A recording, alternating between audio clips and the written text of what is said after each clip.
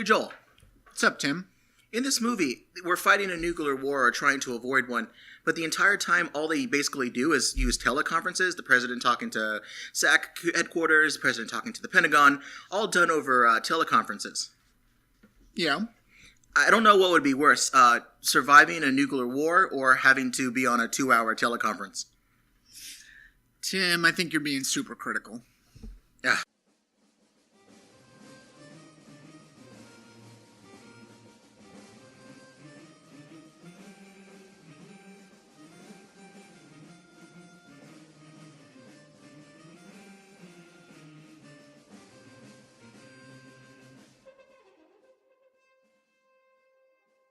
Welcome to another episode of Super Critical Podcast, where we delve into the fun and sometimes nonsensical way pop culture and nuclear topics interact.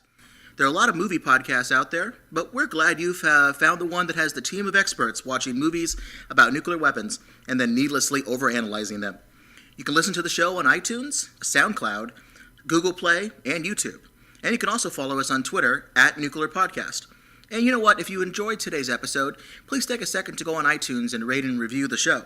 If you leave a review and we earn 5 stars from you, please write in the review what your favorite movie crazy plot device is, nuclear or otherwise. For example, every time my wife and I watch the Harry Potter movies, I get very annoyed and get into an argument with her about why Voldemort didn't use basically any spell that he has in his arsenal to kill Harry Potter, except for that dumb killing curse one, which never works for him.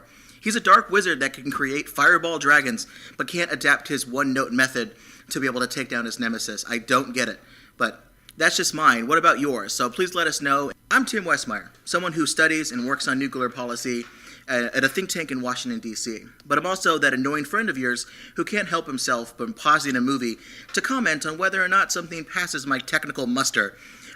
So our podcast listeners don't have to just listen to me nitpick everything. My co-host here is here to keep us grounded. This is Joel. I'm one of Tim's friends, which makes me eminently qualified to be on a nuclear podcast. I do enjoy a good movie, though, and good conversation, and yeah. But fortunately, I'm not alone. Yeah, today we're joined by another guest, our friend Victoria, who we've known for almost a decade. And while her expertise is mostly in 80s and 90s dance movies and the Turner movie classic collection, we are excited to have her here today. Victoria, please introduce yourself. Hi, guys. Tim, not to be super critical, but it's Turner classic movies, but not a bad start. I'm also a defender of his wife and what she likes about Harry Potter, so that makes me eminently qualified to be here. Also, because they offered me pizza. The pizza is a great get. Today, we got together to go back in time to 1964, to a year where 2 movies were released by Columbia Pictures, both dealing with U.S. president trying to stop U.S. bombers that are in the air on their way to blow up Moscow. You probably already have heard of Dr. Strangelove, but today we are giving an underdog a chance to shine as we watched the movie Failsafe, a 1964 drama thriller. And as the movie poster tells us, it will have you sitting on the brink of eternity. This movie was directed by Sidney Lumet, who you probably have heard of from a lot of movies from that era. Great director. He directed 12 Angry Men, Dog Day Afternoon, and a number of classics. And it was also based on a book by 2 political scientists, a book by the same name of Failsafe. It was serialized first in the Saturday Evening Post during the Cuban Missile Crisis. So right as the America's anxieties about nuclear war were front and center, you had this article coming out in a very popular magazine, very, very hugely successful at the top of the New York Times bestsellers list, but it really gives a picture to you about kind of when this movie came out and what people were thinking about when it was released alongside Dr. Strangelove, which came out earlier in the year. Joel, why don't you talk about the cast here a little bit? We have a lot of people, big names in this movie, and also a lot of big name people that became bigger later on in smaller roles. Sure. Well, the main character that I think everyone would recognize quickly is Henry Fonda, who plays the president, also known for Grapes of Wrath, 12 Angry Men, etc. We also have Dan O'Herlihy playing General Black, or Blackie, as he's referred to throughout the movie. Walter Matthau, who most people know as a pretty funny guy, is actually here in a more unconventional role as a professor. I still cannot pronounce his last name. Is it Groteshly? Something like that. I think it's a play on that name. I think it's Groteshell, but we can just call him the Professor or Mr. Wilson from Dennis the Menace. Spoiler alert, he's not funny in this movie. That No. was a major disappointment. Not at all. I think I'm just going to call him the Professor. I think that works. But he's basically playing, we'll talk about him throughout the podcast, but plays a pretty bleak character here. Not very funny. We also had Frank Overton playing General Bogan, Edward Binns as Colonel Grady, and Dom DeLuise in one of his first roles, playing a relatively minor part as a United States Air Force tech sergeant. So not a very prominent role, but you could see a lot of star power kind of in the background, as part of the movie. Yeah, and I also forgot to write on here Larry Haglin, who was later on in I Dream of Jeannie in Dallas.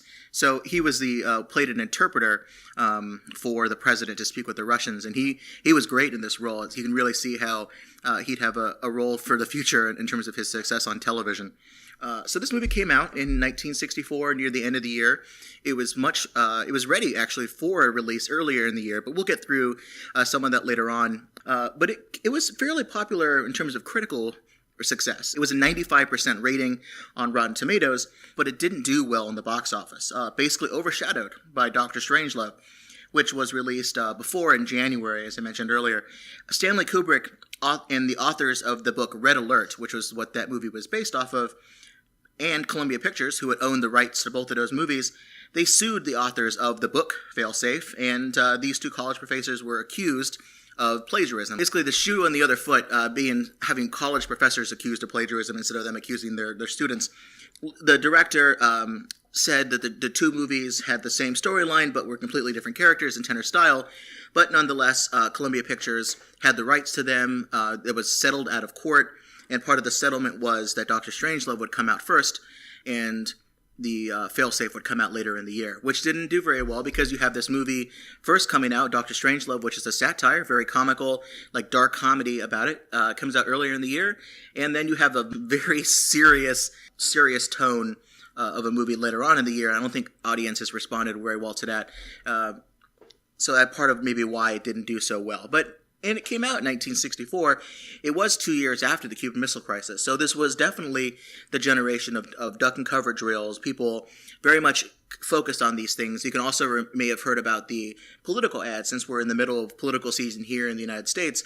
The Lyndon Johnson Daisy ad. Have you heard about this one? The Victoria or Joel, the Daisy ad that was released against Goldwater?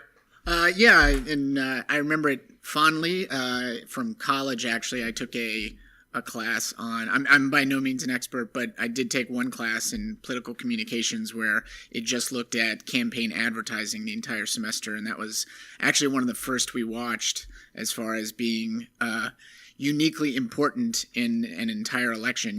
Catch us up, boys. What was the subject of the ad? So picture this. You have a little girl in a field of flowers. She's holding a flower, and she's picking petals off, as little girls and little boys are oft to do in fields. And as she's picking off the flowers, you hear a countdown in the background, 10, 9, 8, 7. And basically, when she picks off the last flower, there's a freeze frame. It zooms into her face, and you have the political narrator at the end saying, "These are the stakes if you elect Barry Goldwater," which is very familiar in terms of having someone who might be a little unstable having the access to the nuclear codes and the red button. We're seeing similar ads right now in this political season. So it gives a sense of the context then and the context now. You also had Joe McCarthy in the 1950s. The fear of the Soviet Union and communism was very strong. But you also had an anti-nuclear war movement in full swing that very much latched on to this movie and its depiction of the possibility of an accidental nuclear war being triggered outside of our control. And you also had Walter Matthau's character, the professor. He's the political scientist and nuclear theorist, very much based on Herman Kahn, who was a real-life Rand Corporation theorist who founded the Hudson Institute. He also wrote a book called On Thermonuclear War. He was the similar basic inspiration for Dr. Strangelove himself.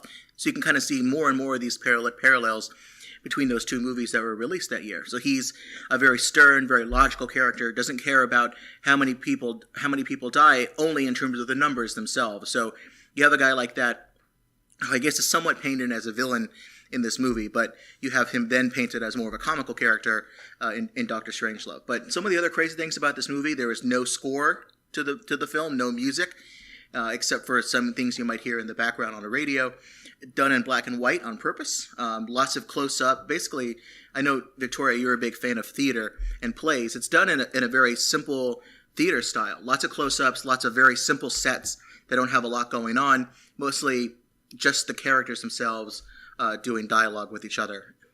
Sure. I'm not an expert on direction. I'm not an expert on direction, but I would say it was directed as if it were a play, more than if it were. Certainly not a musical. No kick lines here.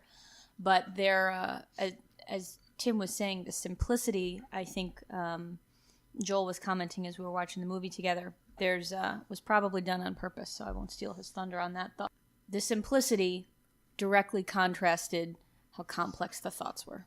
Exactly, and I think you see that later on in time, because in 2000, there was a direct-to-TV live performance of this done by a number of big actors like George Clooney, Richard Dreyfuss, Noah Wyle, also from ER, and Brian Dennehy, who did this movie as like a play, live, direct to the American audience. Wait a minute, you mean we could have done this and watched George Clooney instead? That's why I tricked you to come in to watch the 1964 one first, so I apologize for that. Killing me, Tim. So, now that we've already kind of introduced this film, Joel, why don't you walk us through the plot? And of course, spoiler warning to anyone who maybe not have seen this movie, maybe you weren't born in 1964, or you just never got around to it. It's kind of difficult to find. There's a version of it on YouTube, but I don't know if that's as legal as it could be, but you can get this on Amazon and a couple other places, but you have to seek it out, because very much Dr. Strangelove is the one people know about from this year, but this is one that we hope you'll enjoy. Joel, why don't you paint us a picture for what happens in this kind of dark film? So to start out, let's set the scene a little bit, I guess literally here, setting the scene. So the movie essentially takes place in 4 different settings. One, a White House bunker where the president is situated with a translator. Second, a Strategic Air Command war room in Omaha, Nebraska. A Pentagon situation room / conference room where a lot of generals and the Secretary of Defense are holed up, kind of responding to the president's requests and questions. And then fourth, we have the actual cockpit of the bomber that is heading to Moscow, which we learn is the ultimate target of these bombers. So as we talk about kind of the activities, it's interesting to note, unlike a lot of the other movies we've done, Tim, where, they're kind of running around the world, spies, the military, stuff like that. It's a pretty sparse list of locations. So you kind of get situated early into the movie with the cast of characters and the locations, and you kind of move from there.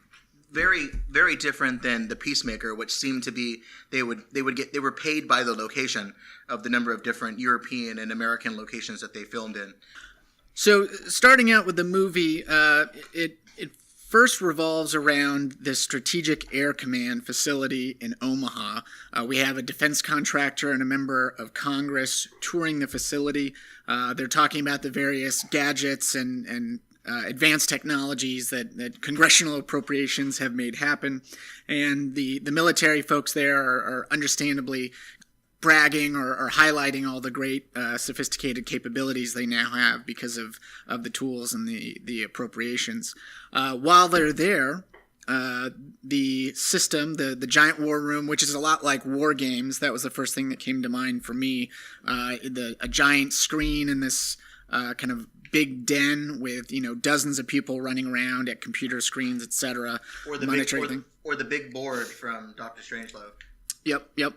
So they're kind of monitoring, the United States and kind of globally what's going on in the world, and they detect an unidentified flying object, a UFO, that I believe was probably close to, Maine, perhaps, in the map. I think they were going to blow up Buffalo. Right. I got really, really offended by that. The people of Buffalo are a treasure to this country. Yeah. Well, that may be why they were heading over there, right? Maybe the Russians were smarter than we thought then. A cultural, target.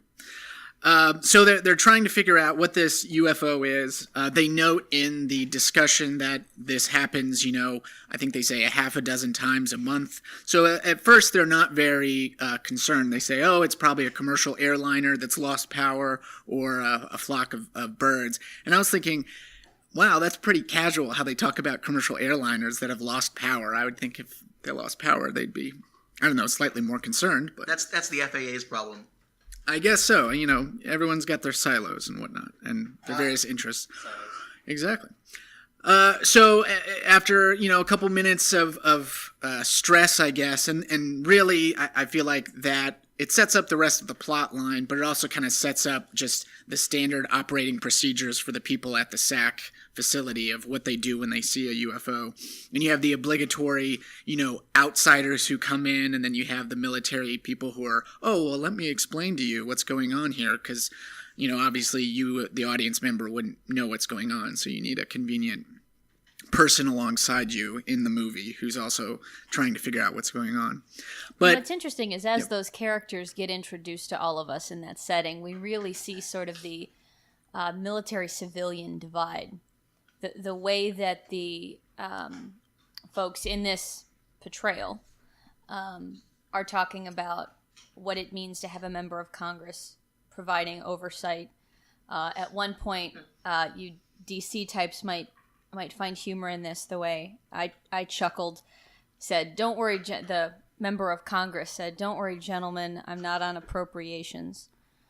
Yeah, it's fun to know kind of who your bosses are and who has the power of the purse. You think you might listen to them a little bit more. It seems like if the commanders knew that he was only on, I guess it was a senator, so he might have been on the Foreign Relations Committee, they may not have listened to him as much. Certainly not giving him the VIP tour. So as they're trying to figure out what the UFO is, the film cuts to essentially the Pentagon, where Walter Matthau's character, the professor, we'll call him, with the candlestick in the billiard room, he's briefing a number, kind of the Joint Chiefs of Staff, the Secretary of Defense, and they're talking about, kind of more on a philosophical basis, what are the boundaries of nuclear war, and what's the proper scope of fighting a war with nuclear weapons, without them, etc. And while they're talking, they also hear about the UFO. Ultimately, the UFO is discovered to be a commercial airliner that briefly lost power. No big deal, NBD.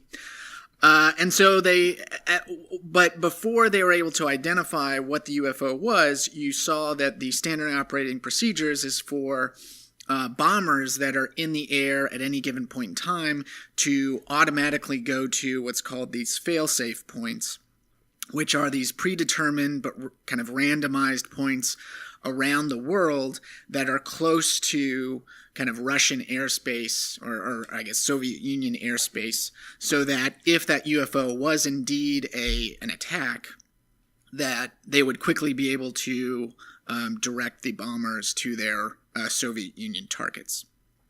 So when they realize that the UFO is not an actual attack by the Soviet Union, Or an alien, yep. I was looking actually for some alien references throughout the movie, but we didn't get any, so that's unfortunate. Do they really say UFO?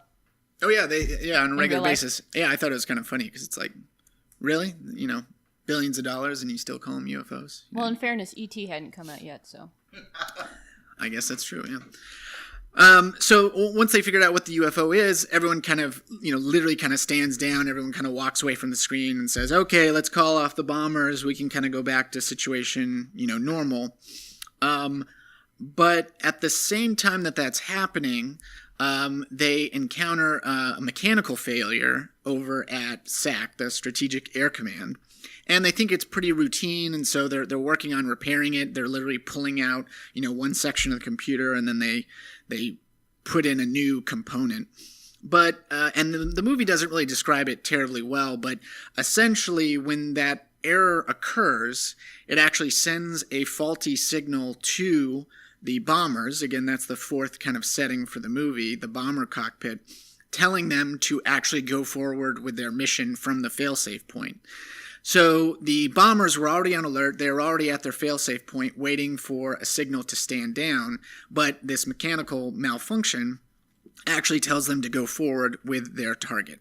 And they go through their process of authenticating the signal, which it is authenticated, and we learn that their target is Moscow. Because if you're going to go and drop a nuclear bomb in the Soviet Union, why not do it in Moscow?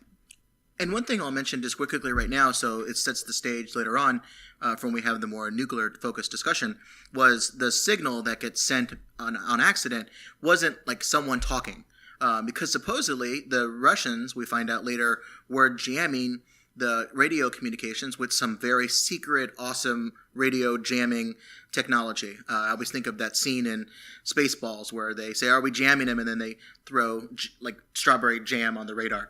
But whatever this secret radar jamming thing was, it prevented communication with SAC and the airplanes, and the only thing that got through was this false message, which was an electronic message. It was CAP 811, which turns out was the secret code for go ahead and drop your bombs on Moscow. So at first, everyone down at the SAC or in the Pentagon, they think everything's okay. They literally go back to their conversations kind of about nuclear policy and kind of high-level discussions until they realize that the bomber has actually continued on its way and is actually starting to head towards Soviet Union airspace. Uh-oh.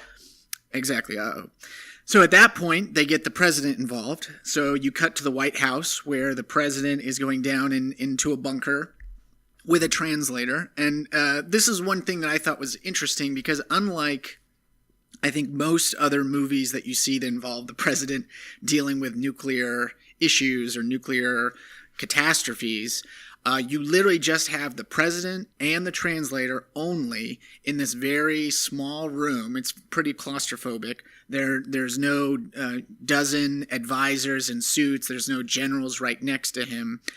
Don't exactly know why. My theory is that the movie was trying to kind of show how vast government bureaucracies can get isolated, that everyone's kind of divided literally and figuratively from each other, which makes it harder to make all these tough decisions about how to use military force. But the president and the translator are literally isolated in this bunker, basically just having a series of conference calls with the generals, etc., trying to figure out what's happening. So the president and the military, they do their best to contact the bomber. As Tim notes, the radio interference makes it impossible to touch base with them. After some failed attempts to actually shoot down their own planes, the president regrettably gets on the line, calls the Soviet Union, confesses that they have accidentally ordered some of their bombers to actually attack Russia.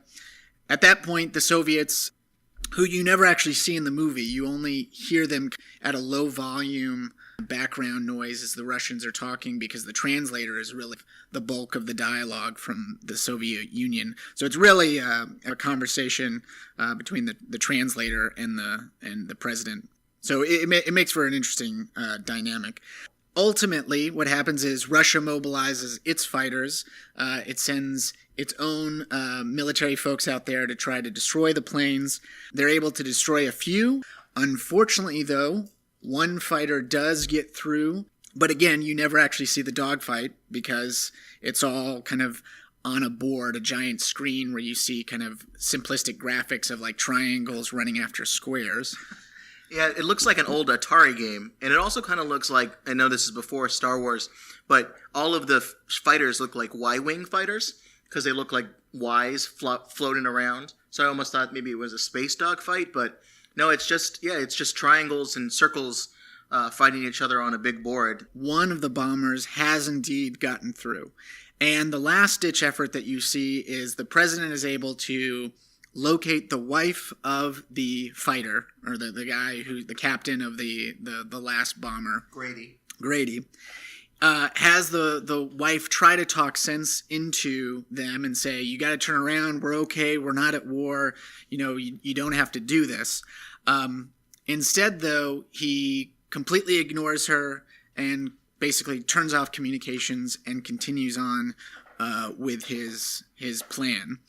This is just proof that everyone and their significant others should work out some kind of a system so that only they know this piece of information in case one of them might be a clone or an alien imposter or a Soviet imposter, something that we can kind of make sure that we know, like a safe word, so that we know. Like my wife and I have a thing where we go back and forth, and if I maybe think that she might be an imposter or maybe a robot drone, I ask her, what is what does it do when it rains on Sundays? And then she responds with, the cat gets wet and cries. So it's very simple secret. We might need a new one now. So we'll work on that. But hopefully everybody's out there. If you don't take anything away from this podcast, have a safe word, have a secret code, so you can get past these difficult situations.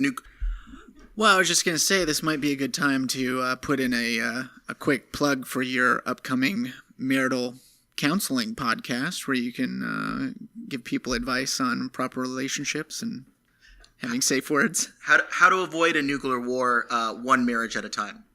There's going to be a lot of Harry Potter that you're going to have to watch for this.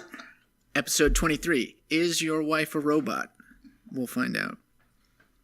Anyway. I know his wife. She's not a robot. I feel like I need to be the defender here. She just made us popcorn, by the way, too, so... That's what a robot would do if it wants your trust. Exactly.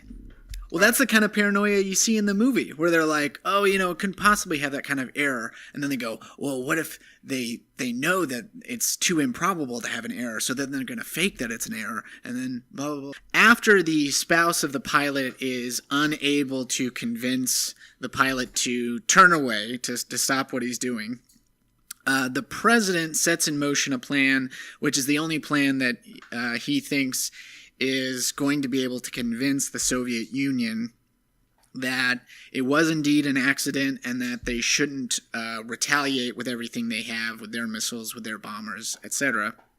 So what we see is the president actually direct one of his generals, General Black or Blackie, which they kind of set up early on in the movie where the president just randomly out of nowhere says, oh yeah, I went to college with Blackie. And it's like, okay, I guess that sets up their relationship.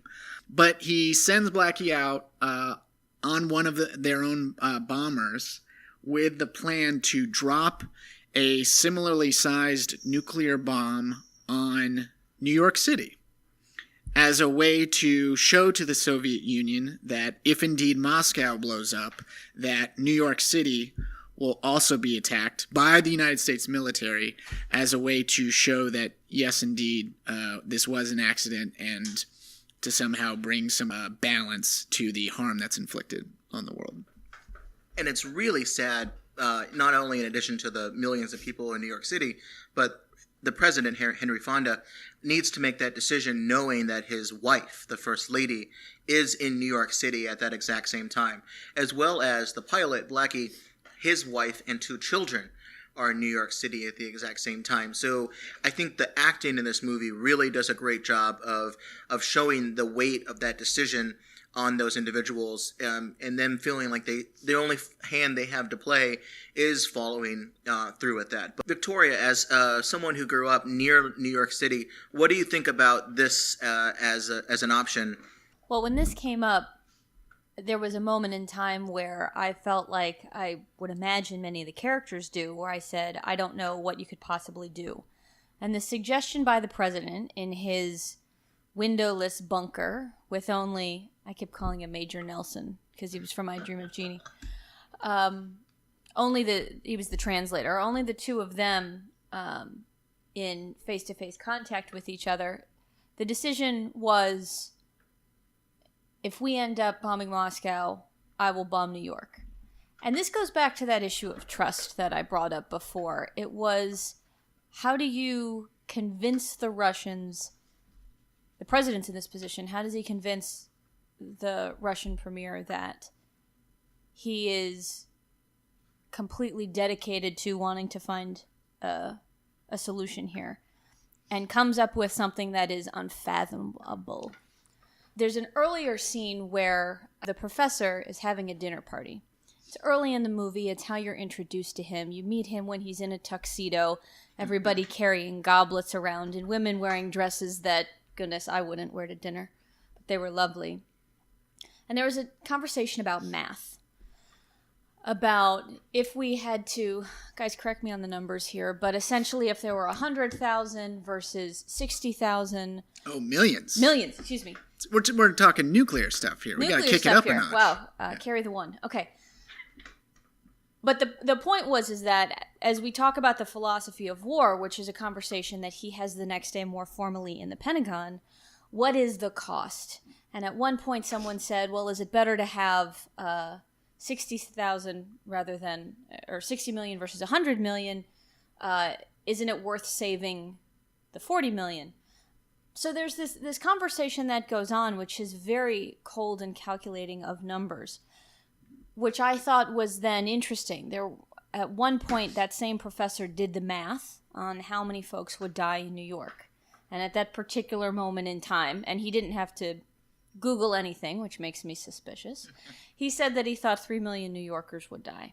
What that means is that the President of the United States, by this decision, as an act of trust, I think more than anything, was gambling the lives of 3 million Americans, including his wife, or 3 million plus one, as well as he's asking a trusted old friend to kill his family.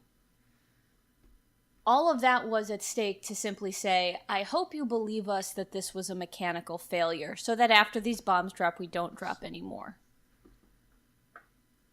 That's why I was shocked that it was something that was brought up. So it must have. I mean, I would love to have been in an audience where this was shown, because I would love to have seen people's reactions to that. Because 1964, this is not really a subject that people thought about very lightly. Obviously, earlier in the year, you had this satirical comedy come about, where at the end of that movie, spoiler alert, if you're listening to this podcast, I'm sure you've seen it already. But in Dr. Strangelove, everything explodes. There's a nuclear war by accident that then sets off a doomsday bomb in Russia, and the entire world explodes. But basically, it explodes, and in the background is a very happy song talking about when we'll see you again and all of that. So it's a different contrast to this one, which ends pretty quickly. Soon as we talked about this scenario, Moscow does get destroyed, New York does get destroyed, and you see 10 images. And that's it. You see 10 images of everyday New Yorkers just out and about, really like 1 second shots each time. And then you see that again, and this crazy screeching sound zooms into everybody's faces, and then it's over. It's basically the cheapest way to infer that a nuclear explosion happened, which I thought was interesting. It was cheapest in terms of the cost of it. Yeah, right. Cost. It was the Daisy ad. Mm-hmm. Only this time it was kids playing basketball, folks walking into a drugstore, very normal images. That's the first time that the scenery isn't so simple as Joel was talking about. And I would say you're right. It's. I'm glad you brought up the Daisy ad. It's that. So that's the movie. So I think 4 things that I think would be really interesting to have a conversation here at this table about the nuclear things in the movie. The first is basically an idea of truth in storytelling. The images that were displayed on the screen and the type of the fail-safe mechanism, how they portrayed how an accident and a malfunction could occur, has a little bit of controversy about whether or not that's true or truly represents how this would have worked. But is that important in the art that it's trying to tell? So I want to have a conversation about that. I'd also like to have a conversation about that idea that Victoria already brought up about trading cities. Is that something that would have actually happened, and would it have worked? And what are some of the other nuclear strategy discussions that we see in this movie, very briefly, but are those real conversations that people have about these topics? Also, how does the movie portray, on a simply technical level, strategic air command, 20 megaton bombs that are on these bombers, and the Vindicator bombers themselves? Are those real? Did they decide to make something up, or to use real images? And then finally, quick discussion about something I don't think we've covered yet on the podcast, but they talk about the Vindicator bombers having these Bloodhound air-to-air missiles that are nuclear tipped. So an airplane would fire a nuclear missile at another airplane to knock it down. Crazy to think about, but is that real? Spoiler alert, yes, but we'll go through a little bit about that. So first, truth in storytelling. This is the conversation I think would be interesting. In 1964, Strategic Air Command, which is abbreviated to SAC, had 464 bombers and 107 missiles on 15-minute alerts. If there was a warning of an incoming attack, in 15 minutes you would get the entire squadron of your bomber fleet up into the air and ready to move on to their targets. So there you have pilots waiting next to their planes, the planes are fueled, and everybody's ready to go. But that eventually developed into what we see in the movie, which are these airborne alerts. And I'll let the SAC historian, the official historian of Strategic Air Command, in a 1988 report, tell you about why the airborne alert system was set in place. So I'll quote from here really quickly. Strategic Air Command planners had not been content to place their forces merely on ground alert. They had developed a concept for airborne alerts. As General Thomas Power, the SAC commander at the time, had alluded to, his command was keeping bombers aloft at all times. The command had been testing a B-52 airborne alert concept, and by 1961 had flown more than 6,000 alert sorties. And he's quoted as telling Congress, "I feel strongly that we must get on with this airborne alert. We must impress Mr. Khrushchev that we have it, and that he cannot strike this country with impunity." So, on January 18th, 1961, Strategic Air Command was finally able to announce that B-52 bombers were placed on conducting airborne alert training, and that their air crews responded favorably to the airborne alert training. One crew member exclaimed, "Gee, I just think of all the money we could save because we could do away with the Army, the Navy, and the rest of the Air Force." So, shortly after becoming president, JFK announced a new defense posture, and his purpose was to strengthen the nation's military position in light of Soviet technological advances and worldwide political initiatives. The new posture had direct bearing on Strategic Air Command because it raised the ground alert level to 1/2 of the command's bombers, and later on, SAC attained a 50% alert in 1961.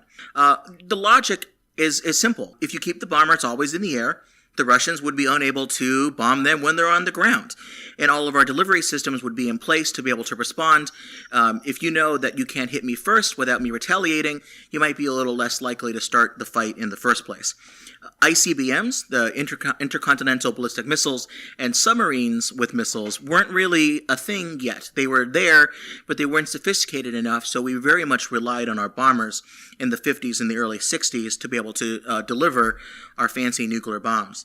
And according to the book Command and Control, which we quote almost on an episode basis, continuous airborne alert patrols more or less ended in January 1968. So they only went about 10 years, mostly due to, the cancellation was due to rising cost. You can imagine how expensive that is to keep airplanes fueled and flying, and the number of personnel you would need so that they wouldn't burn out. That was very, very expensive. And there was also a crash of a B-52 loaded with nuclear bombs at Thule Air Force Base in Greenland, which really made people, that was the ultimate nail in the airborne alert coffin. It also didn't help the program that many B-52s were needed actually to bomb targets conventionally in Vietnam. The SAC ground alert program, however, was left unchanged, and planes were still loaded with fuel and nuclear bombs ready to take off the tarmac in about 15 minutes.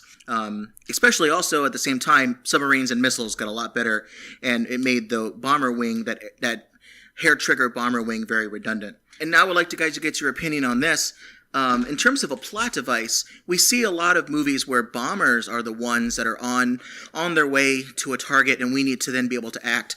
And I think this is an interesting idea instead of missiles, and it's talked about a lot in this Command and Control book, which I'll just quickly quote, is as a plot device in novels and films, an airborne alert gone awry could provide suspense. A stray bomber could need at least an hour to reach its target and would be plenty of time to tell a good story.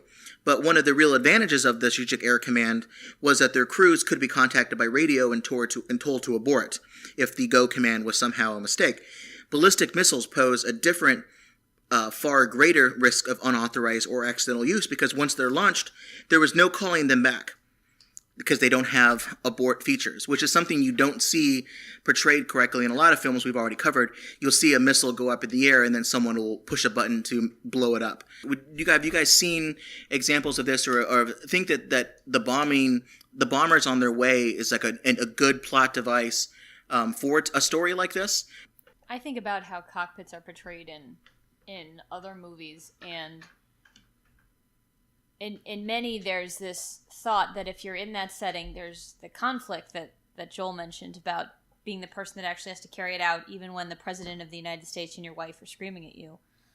But there's also this thought of it's very much the good guy or the bad guy. And what's so interesting about this film, I think, is that all of that gets turned on its head. This is a contemporary reference, which might not make a lot of sense, but I had a flashback to Avatar. Stick with me for a second. I remember when the film came out, some of the conversation that came out afterwards was you'd realize you were cheering against the humans and cheering against the Americans. There's a moment in this movie where you're cheering for Americans to be shot down. In fact, at one point in the Strategic Air Command, once the first one gets shot down, people jump up and down. There's cheering. And one of the, I believe he's a colonel. I was thrilled this happened. If not, I was about to start yelling at Tim. I like to be an engaged audience member. The colonel told his fellow airmen, sit down. He yelled at them. He scolded them. Sit down. This is not a football game. Of all the lives that were lost before those nuclear devices went off, all of them we counted were Americans. And it's an interesting thing to do to an audience, particularly in this time of heightened patriotism, to have that be the emotional pull that it has on you. Yeah, in this movie, very much the military, except for one or two people, but even then, the military are the people who seem to express a lot of compassion. And it's the civilian, Walter Matthau's professor character, who is the cold, calculating, we need to go ahead and do a war figure. And I think the movie does a good job of setting up at the beginning the fact that all these people have families, the military commanders like Blackie, and even the one who later on, this Cassio, who tries to basically do a mutiny at Strategic Air Command.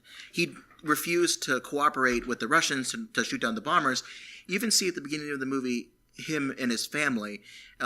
He's embarrassed by his family, who are poor and appear to be a drunk and maybe even drug abusers. And he's very embarrassed that his higher up officer had to see him in that circumstance. But you get a sense of someone that's internally conflicted, someone who is maybe unsure during this very heightened time. And you see that these are real people. And you also see it on the other side. There's a scene later on where you see General Bogan talking to his counterpart in Russia about their time spent in the UK, in London, and about how beautiful that town was. And they shared a moment there, and you see Bogan looking at a picture of the Russian counterpart's family. And you get a sense of that this is a real thing, and it's not just about numbers. It's not just a numbers game. For a lot of these people, there's an emotional factor to it. And we will have this conversation at the next point about whether or not that's a good thing to think about when you think about nuclear war and war in general. But it's certainly something that I think audiences should understand. But back to that photo, that's the only time you see the face of a Russian. All of this is about the conflict that happens within just the United States. And we hear it, but we don't see it. Which I thought was... I took to be intentional by the filmmakers to further increase the feeling of isolation on the part of policymakers. So, I mean, it's seen most starkly in the president, who's literally down in the bunker, and his only way to communicate with the world is through that one single phone.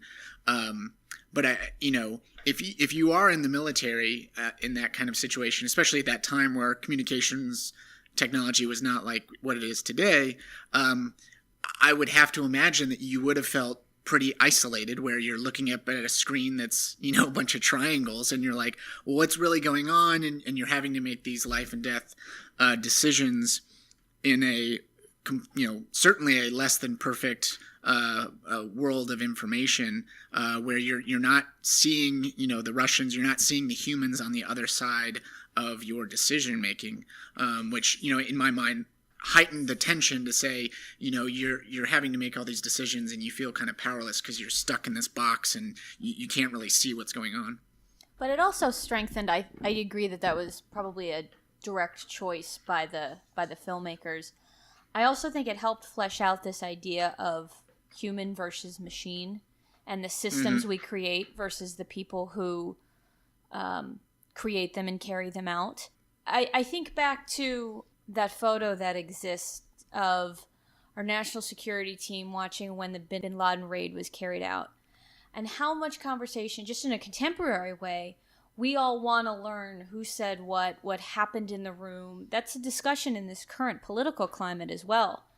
With the president, back to the movie now, with the president in a room by himself, there's no, what did the National Security Advisor say? Where was the Secretary of State when you're on the phone with a foreign dignitary? Where was anybody from the State Department, or, let's go through the alphabet soup that is usually involved in these decisions.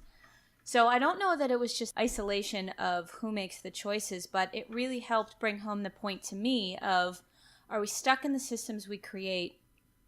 And particularly when technology is a part of that, what does that mean? And I think that's probably a part of the discussion these filmmakers wanted us to have.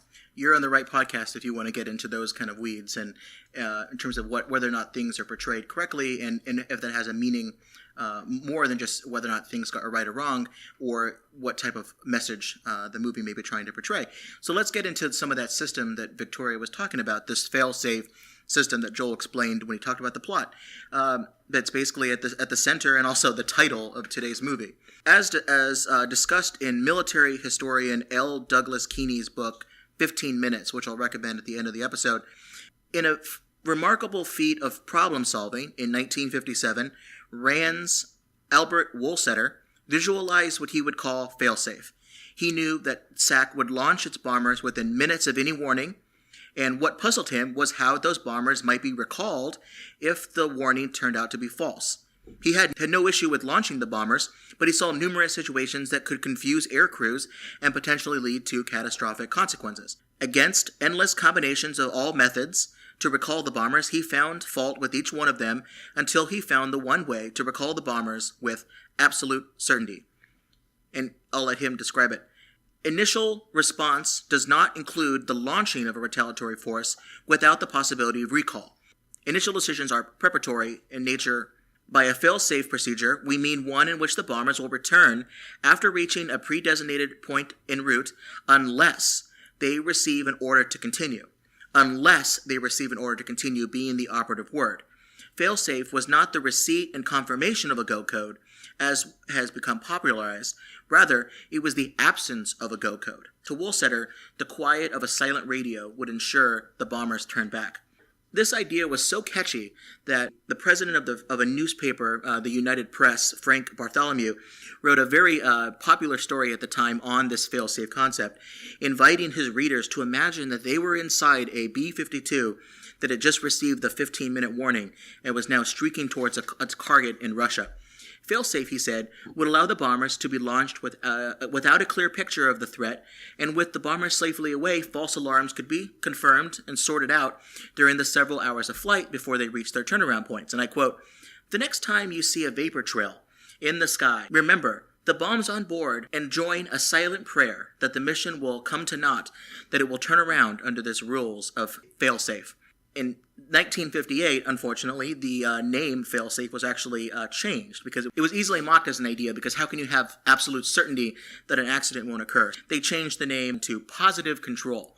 A little better, because it tried to show that there was something in control with this. It was something that we had our handle on it. It's not fail-safe, but we have our handle on it. But because of the popularity of this term already in these press reports, the name stuck, and especially after this movie and Dr. Strangelove came about. But as popular as it was, there's a little bit of a problematic portrayal of this movie, and this is where it gets tricky.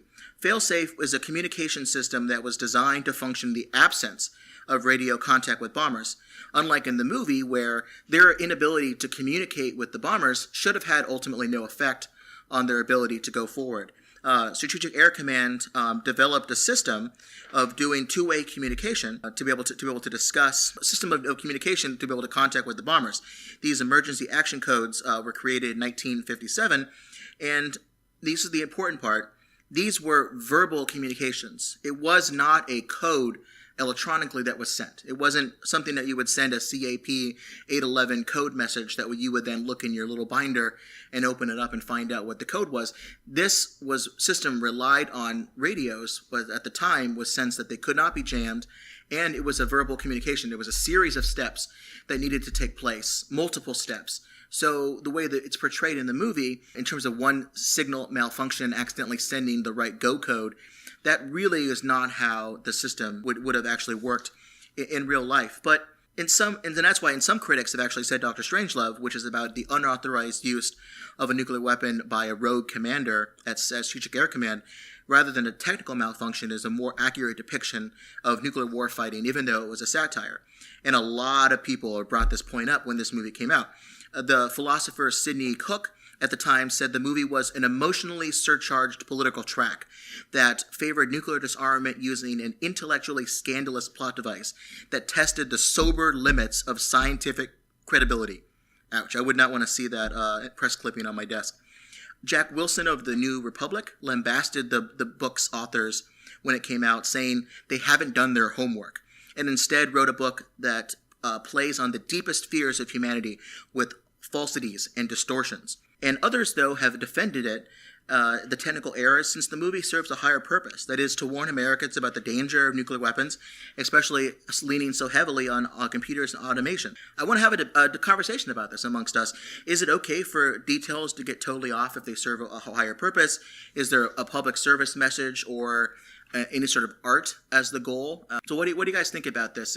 What is the responsibility of a filmmaker? Well, I guess the problem for me is, in theory, it might be okay to have some flaws in the way you present a story or present a narrative, and yet the ultimate aim of the narrative or the ultimate argument you're trying to make is valid. So, there might be objective flaws, but you can still make a credible argument. The movie is, obviously saying, these are the dangers of, nuclear weapons, or more broadly, the dangers of military technology that's not properly reined in. You can make that point even though there are these potentially obvious flaws. I guess the concern I have, especially when this movie came out, when this was definitely a regular topic of conversation, is you threaten to undermine an otherwise valid argument or otherwise valid critique if the flaws in constructing that critique are so apparent that the people receiving that message couple the flaws with the actual message and then actually start to think that your message is actually flawed because, the way you constructed your argument was so bad, I guess. So it's not so much, there are plenty of action movies or spy movies and stuff like that where, they obviously take some artistic license and they, throw a lot of stuff in there that wouldn't actually happen. But ultimately, they're trying to make a point, and you can still respect that. But I could see get to a point of no return, or past the failsafe, where someone will actually be completely dismissive of your entire argument because of the gaping holes in the plot line or the the plot devices. What do you think, Victoria? Is it okay to fib a little bit if your end is pretty good at the end? I have pretty strong feelings about the fact that there is an inherent power in communications. And the method you use in communicating, all of them have different sets of rules. The power of this movie, I think, came in the what if. There were moments in time where even in Strategic Air Command, they would say, we thought about this scenario, we couldn't have pictured this particular one. And to talk more specifically about this film, the conversations that were had within the Pentagon, for example, on what war should be, what is acceptable, or is it appropriate to target civilians, I think those are real valuable questions to ask, not only in policy and military circles, but to the nation as a whole. All of that said, though, there are things... I'm not an expert in nuclear policy. It's one of the many reasons that I'm friends with the great Tim Westmeyer. And I'll tell you that from my own experiences in life, I'm now connected with some folks that feel like they have to push back on stereotypes that have come in pop culture. I have a lot of friends who are veterans, and they're very concerned about the way that veterans are perceived in film. Crazy, homeless, drunk, whatever the case may be. The truth is that the veteran unemployment rate is actually lower than that of the American population. But every time those narratives come out, it hurts their ability, they feel, when they're in a job interview. What is the person across the desk thinking? And so I've become friends with a number of folks at an organization called Got Your Six, and I'm going to plug them very purposely because they're very good people, Got Your Six, that works with what is the narrative that is out there, not only amongst news media and things where we would hope that facts are grounding our conversations, but also in more lighter forms of communication like Hollywood. These things matter, and there is, as I said, a weight to communications, and that means it's our job as viewers to consider that. But if I was supposed to be able to know, as a non-nuclear expert, that some of these things were just wrong, I'm sorry, I'm not that good of a consumer of a movie. Even after this, it was informative to listen to Tim and Joel as they were talking through this. So did it affect my thinking without me knowing all of the facts? Yes, it did. And I'm not in a particularly emotionally vulnerable time that was the 1960s. That said, Tim, Joel, and I, a little bit of a disclaimer, we all know each other from a past life where we all touched politics in one way or another. These things happen, and it becomes on us as the role on us as citizens to kind of know the difference here. But again, that's one tool in propaganda. I've been thinking about the founding of the country a lot more, and what some of the conversations were. Full disclosure, yes, I know every word in the musical Hamilton now. But it made me hearken back to, and I was just telling Tim over the past weekend, I had the pleasure of visiting Monticello with my social studies teacher father. What were the types of conversations that happened at that time when we decided the difference between freedom versus not? One thing I learned from, again, social studies teacher dad, it's time that our country was really wondering whether or not we should rebel from England. About a third of the folks were loyalists. About a third were on the side of George. And about a third were indifferent. So when we talk about the power of communications and what these sorts of films can do, know that even now when we tell the story that everybody must have been waving the flag and high-fiving Betsy Ross, that wasn't actually the case. Even back then, a third didn't have real strong feelings. What's the difference between information, asking probing questions, and being manipulative? We're always going to have to ask those questions. So I think for a movie like this, it's especially important because there is a sense from watching this that the movie has a political purpose, and you can kind of get a sense of that. One of the producers, the main producer of this movie, Max Youngsting, who is a renowned figure in Hollywood, was definitely also a member of a group called SANE at the time. SANE, it stands for the National Committee on a Sane Nuclear Policy. I guess that was before abbreviations had to stand for what the letters at the beginning of each word meant. But the SANE Committee were potentially activists against nuclear weapons and nuclear war, and this movie has a message behind that I think it's also in Dr. Strangelove, but it's not as on the nose. But both of them did need, at the end of it, essentially put in by the Columbia Picture Studio, an end credit that said that the producers of this film wish to stress that it is the stated position of the Defense Department and the United States Air Force that a rigidly enforced system of safeguards and controls ensure that occurrences such as those depicted in this film cannot happen, which I thought was a fascinating thing to include right at the end of the credits, because I don't know if someone who watches this movie would look at that and go, oh yeah, never mind, I think we're all set. It's more probably like, wait, what's going on? Are we being lied to?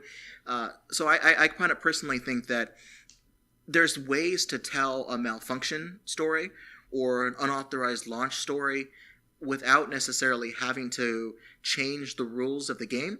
Because I think that their point, I think Victoria and Joel got on this. This is a what-if movie. This is a movie that believes ahead of time that no matter what systems you put in place, however complex they are, they will fail. And because the consequences of this are nuclear war, extinction of all humanity, just loss of millions of people and their lives and their future and future generations, that it's something that you maybe don't want to trust any system, whether you believe it's perfect or not. I think that's a real debate to have in this. This is why I think this movie has strong resonance today, even when these technical errors get pointed out by nerds. So the second area I want to talk about, we've already kind of briefly addressed, but it's this idea of trading cities as an idea of producing trust between the United States and the Soviet Union. Because when Henry Fonda is faced with this nearly impossible situation, how do you convince the Russians that the bomber was not a real attack and that there aren't more weapons on the way?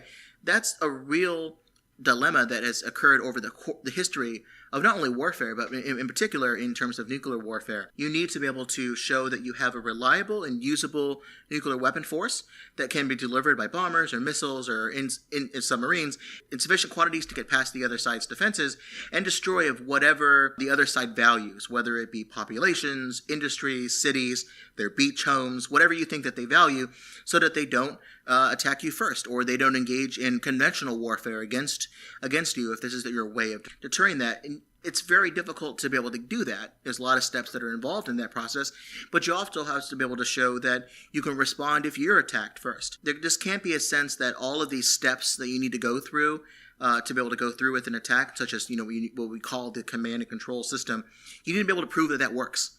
Technically, communication between individuals down the chain of command, that there aren't going to be people who are going to break loose if the Russians pretend that if the Russians call someone up and say, hi, this is your wife, please don't launch, hey, sorry, bye. You have to be convinced that they're not actually going to fall for that. So you create these systems, but these systems in the movie, as you see, ultimately may be the things that lock you into an inevitable path to war. And it's also, on the flip side, there's a real challenge of convincing the other side that your weapons or actions are merely defensive, or if they're designed to deter rather than as a first strike of aggression. And this gets more complicated as you do more than just two actors, because as we know today, and even back then, it's not just the United States and the Soviet Union. It's the United States, the Soviet Union, China, North Korea, India, Pakistan, France. Like, you have a lot of different people, and each of those actors, when you add another person into it, gets more complicated, especially when you think about how do you deter against one person without convincing the other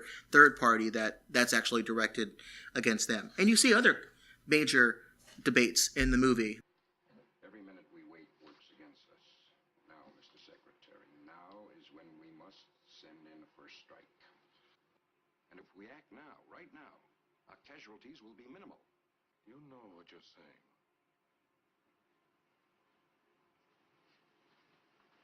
Do you believe that communism is not our mortal enemy? You're justifying murder. Yes. To keep from being murdered. In the name of what? To preserve what? Even if we do survive, what are we? Better than what we say they are? What gives us the right to live then? What makes us worth surviving, Groteshella? That we are ruthless enough to strike first? Yes! Those who can survive are the only ones worth surviving. The idea of what is the aim of war, and is a nuclear war different than a conventional warfare? Is it fundamentally different? Can you fight a limited war? Today we have these debates in Washington, and we refer to them as damage limitation with smaller nuclear weapons. We need to build nuclear weapons that aren't just city destroying, but are basically can destroy bunkers and smaller weapons that can be used without larger radiation effects. And if we have those things, we can give the president more options for we can give the president more options so that they don't have to escalate every time there's a nuclear war to world-ending circumstances. And also whether or not nuclear weapons are different than firebombing entire cities to ultimate destruction, or even different than chemical or biological warfare. What is the role of military in these strategies? Do they set policy by telling civilians actually what they can do, or do they have a role to push back on some of these different ideas? And also, does making nuclear war more efficient, i.e. easier to undertake, make war more or less likely in an area of deterrence? So I don't know if this is kind of a hard debate to have amongst people that maybe aren't engaged in this on a day-to-day basis, but do any of those debates seem like have you seen some of these conversations take place either in the press or maybe you studied some of them in school? Like, I know we personally studied all of these very closely in graduate school, but in my day-to-day life, no one talks about, is there a difference between nuclear war and conventional war? It's kind of assumed that there's a difference, but you have to work through the logic of that. Like, would anyone want to take the baton here and explain what's the difference between the use of a nuclear weapon that destroys 1 million people at one time, or a series of bombs all set off that destroy 1 million people? Like, what are the differences in how we think about this? Because we used to not think about them differently. The Air Force in the 50s and the 60s thought nuclear weapons were just big bombs. And now we think about them fundamentally different, to the point where we say, do you really want to have a presidential candidate X or Y have the control of these weapons? Now I sound like your political science dad. You do sound like my political science dad. But I think there's another question that Americans, I think about a former boss of mine who used to talk about the conversations that happen around the kitchen table. I don't know that it's as much a conversation about what type of weapons exist, but in this day and age where we're talking about terrorism versus wars that we actually declare, that in itself is different. I don't know that it gets to the point where, around a kitchen table, we're having the conversation about the difference between chemical, biological, or whatever else it may be. I would hope not. That really ruins a meal. I know. We're going to need more pizza, guys. But there's also a question about, who makes these decisions as policymakers. There are fewer people serving now in Congress who have ever been to war than ever before. So some of these conversations come up because of things like the Daisy ad. But there's another question about, so through that narrative, I think a lot of that may define the kind of knowledge that happens around the kitchen table. And my apologies to all of you who are listening, who think about this in much more serious and knowledgeable ways and understand what Tim says more than I do sometimes. Why do average Americans think about them differently? Why can you say, should this presidential candidate have nuclear codes? Where did the knowledge that got into the public come from? Did it come from films like this? Did it come from Daisy ads? What else informed those decisions? How do we think about those things? Do we look at the science or do we look at the fear? And I think this movie, in terms of history of America, is really fascinating. So it came at a time where basically, according to UC San Diego film and communications professor Joyce Evans, she wrote a book called Celluloid Mushroom Clouds, Hollywood and the Atomic Bomb, how Failsafe and Dr. Strangelove were the last of the two movies to target this public anxiety about nuclear weapons that occurred after the Cuban Missile Crisis for quite a long time. In August 1963, the Nuclear Test Ban Treaty, which prohibited testing above ground, was signed, and the iconic mushroom cloud, which everybody understood what nuclear war was and the potential for these things to happen, the awe of seeing this gigantic image, this gigantic feature that is man-made, can be put onto an American city, those concerns about radiation and arms races, they lessened for a lot of people because you didn't have that visual representation anymore. And she writes that the nuclear theme largely disappeared from film and television, emerging very rarely in fiction. And this opinion was echoed by another professor at the University of Madison, Wisconsin, Paul Boyer, who wrote that between 1963 and 1980, when Ronald Reagan was elected, and his nuclear Star Wars Strategic Defense Initiative programs brought nuclear weapons back into the public mindset, he refers to that period as the years of the big sleep on nuclear topics. So you can see that in public polling. Again, since it's election season here, we'll talk about public polling. A 1959 Gallup poll found that 64% of Americans thought that nuclear war in 1959 was the nation's number one most urgent problem. But by 1964, 2 years after the Cuban Missile Crisis, the numbers dropped from 64% to 16%. And soon afterwards, the topic was dropped from the survey completely because it didn't poll and didn't register enough for the American public, which I think is kind of crazy to think about. 2 years after the Cuban Missile Crisis, people no longer think that nuclear weapons and nuclear war was an urgent problem. There was other problems like Vietnam that obviously got raised above nuclear war, but it really shows that public perceptions matter about not only the events that are occurring externally, but messaging like movies and things that keep these things in public mindset. Is it a cause and effect relationship? Or do they just simply... Well, but, and I don't know a lot of the specifics. It's been a while since I studied them, but, I mean, in the years that followed the Cuban Missile Crisis, I mean, you had kind of a slow but gradual de-escalation, right? Mm-hmm. In a lot of ways of, the Soviet Union and the United States got better at communicating, to Victoria's point, improved their dialogue, not just on nuclear issues, but as two superpowers that were going at it. So, I mean, they remain kind of locked in struggle, if you will. But, my sense was that with the Cuban Missile Crisis coming to a head like it did, it opened the door for progress in the years that followed to actually de-escalate. So in my mind, I mean, I can understand why it would have fallen in the... You see now a lot of the conversation about nuclear weapons isn't about whether or not Russia and China are going to get into a shooting war with the United States with nuclear weapons. You think about it in terms of terrorism, in terms of non-state actors. Will they be able to steal a weapon? Will they be able to buy a weapon from some nefarious state? Will they be able to find a weapon that gets stolen from the surplus of Russian weapons at the end of the Cold War? Like, that's what you see reflected in some of the other movies that Joel and I have covered in this podcast, whether it be True Lies or Broken Arrow. A lot of what you see in the American media now in terms of presidential debates is whether or not nuclear weapons are too expensive, whether or not we need to maybe get rid of a couple delivery systems, or whether or not we should maybe not build new ones. Like, that's a conversation I think people have, but it's not usually placed in terms of whether or not this is a bad thing in terms of war happening from the state to state level. This is too expensive, and we need to secure the number that we have, get it down to a smaller number so we can do a better job of keeping track of them. Those are some of the debates that you see, and I think those ebb and flow, and maybe they're so complicated that people don't focus on them, but they're certainly in the media.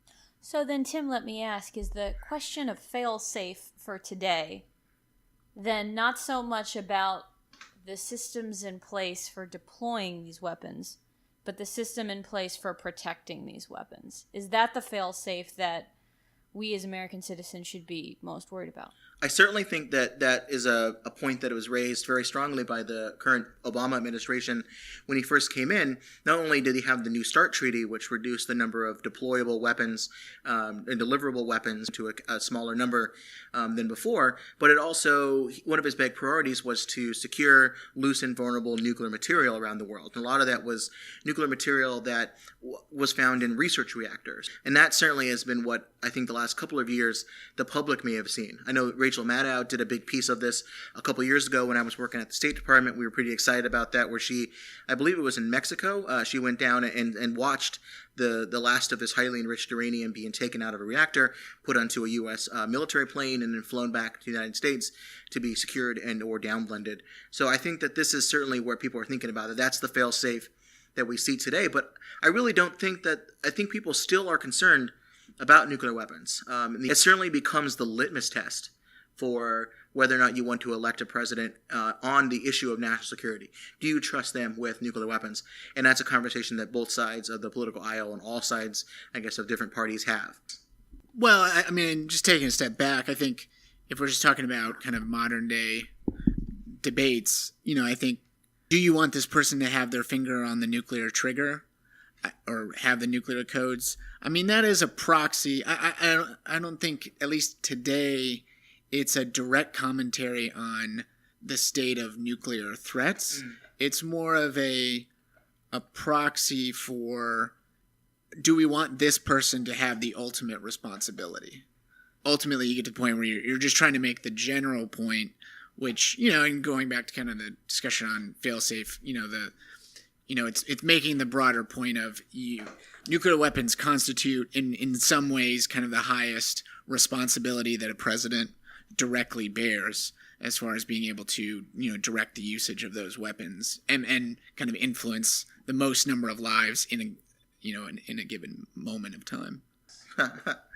So this is some heavy stuff, and I think we should break up a little bit of our conversation here by playing a quick little game. So I love the names of the different things. Hang on, you're going to be the host of this game? Yes, Would you like to be Drew Carey or Bob Barker?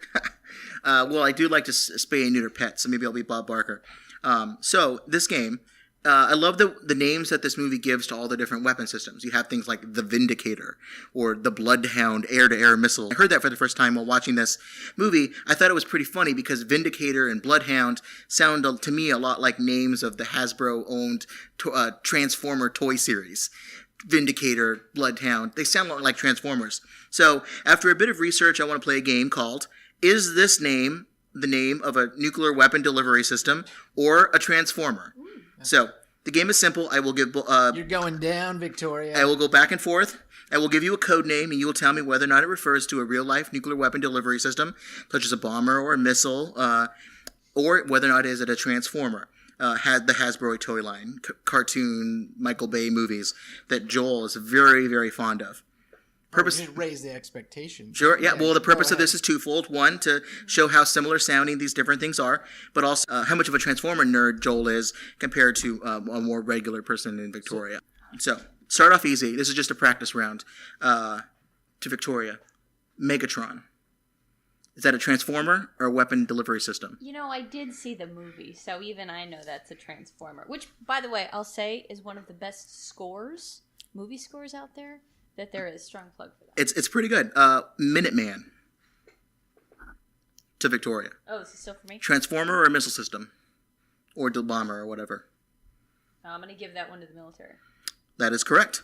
So now let's get a little more... Is there a bell? There's no dinging? We'll put that in post. Some sound effects here, Tim. We'll put that in post. Okay. So let's go forward. By the way, if any special effects company wants to sponsor our podcast, we'd be more than happy to incorporate your ding. Or the guy from Police Academy that can make all the funny voices. So now this one's to Joel. Slingshot. That's a Transformer. That is correct. Skiff. Military? It is. It is a missile system, the Russian SSN-23 submarine missile system. So Joel scores 2 points. Victoria. My first two didn't count. Oh, man, pressure's on. I mean, you got the easy ones, so, come on. Well, you're the expert, mister. Now I'm going to lower expectations. Go ahead. Savage. I'll give that one to the military. That is correct.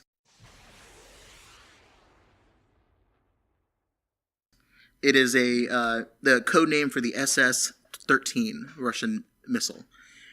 Sawfly. That sounds like a Transformer. It is the name of a Russian SS-N8 missile. Can't you see Bumblebee having a How fight did with you not know Sawfly? that? Come on. Everyone knows that would be about the such Sawfly. a great fight. Joel, to you. Jericho.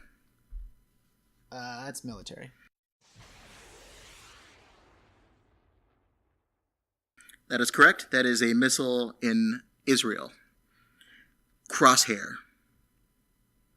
That sounds like a Transformer. That is also correct. Yep. So 4-1. Plenty of time to catch up. He's got 86 of these, so hope you're ready. Oh, man. Jetfire. I'll give that to the Michael Bay crowd. That is correct. That is a Transformer. Shockwave. Military. Transformer. Ooh. 4-2. First stumble. To Joel. Oh, man, there's another page. Joel, this is like our next week. To Joel. Sideways. Sideways. Is that a Transformer? It is a transformer. But what about Titan? Oh, that's military. That's nuclear. Okay, that one might be a little easy. Yeah. That is a missile, a U.S. missile. So that now is, I believe, 6-2. You know, I can't help but notice that you have the background information on the military references, but, you know, like Shockwave, I mean, where did he grow up? You know, what was his... Was his mother and father a toaster? Right. Let's be equal in our right. facts. Is he a truck or a car? Ooh, turning the tables. That's for the Transformers podcast. Victoria, Sarmat. Missile or transformer? Missile. It is a missile. It is the name of the future Russian MIRV weapon system. Future the one that missile. has future missile. It's in development. But what about 6-shot? 6-shot. Joel looked excited, so I'm going to read into that one and say it's a transformer. It is a transformer. It sounds a lot like a MIRV with 6-shot, but Joel's excitement gave it away. But it's now 6-4. Can I just say, I think MIRV would actually be kind of a fun transformer name. I will admit I had a hamster at one point named MIRV. Give you a little more sense of that. But back to Joel. Peace. Oh yeah, poor guy. East Wind. East Wing? East Wind. Oh, East Wind. I'd say that's military. That is. It is the English translation of the Chinese Dongfeng missile system. But what about Midget Man? What? Midget Man. Midget Man. And I'm including all Transformers, not just the 80s and the 90s, but maybe little side stuff, maybe Beast Wars, everything. Midget Man. Midget Man. I'm going to go with military still. It is still military. Okay. It is the smaller Minuteman missile and also kind of offensive. But if you think about it, it's like, all right, we got to come up with these really cool sounding robot names. So when they turn into cars, kids want to buy the toys. Mm-hmm. It's like Midget Man. I mean, Midget Man. Victoria. Satan. Transformer or weapon system? Oh, I think that's the most badass weapon system of all.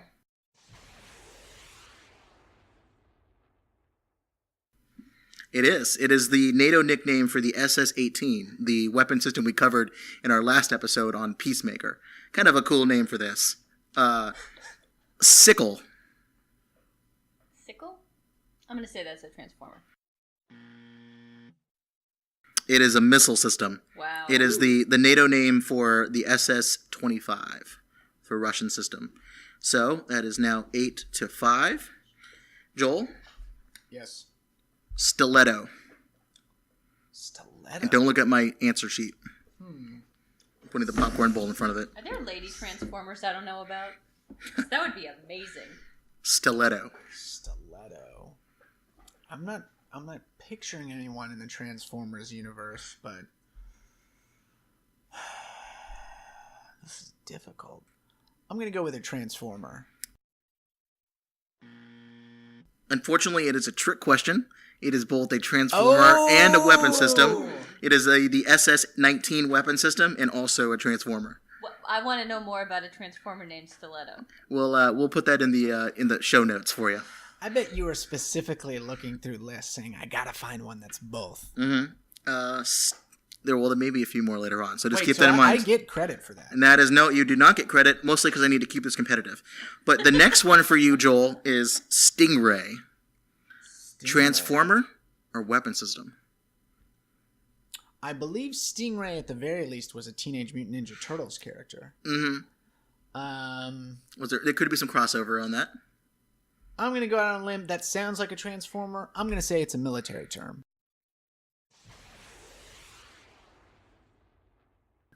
Interesting strategy, and it is correct. Oh! It is a SSN-18 submarine missile. No, excellent work. Okay.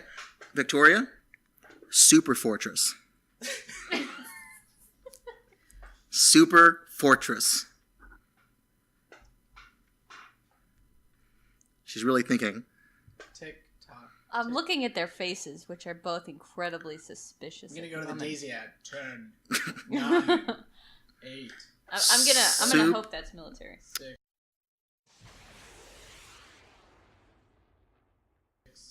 It is. It is the nickname for the B-29 bomber. I'm sure Super Duper Fortress is the transformer. Right? But what about Fortress Maximus? Not Super Fortress.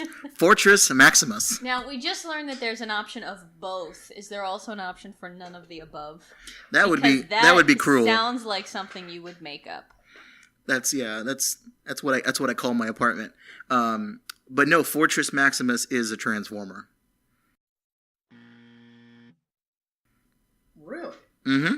According to the internet. Huh. So I will say it is I now. thought you were just making it up because Nope. you just add Maximus onto something and it becomes. Nope. It's called Fortress Maximus. So this is 9-6 in favor of Joel. But Joel, what about Neptune? Oh, that's military.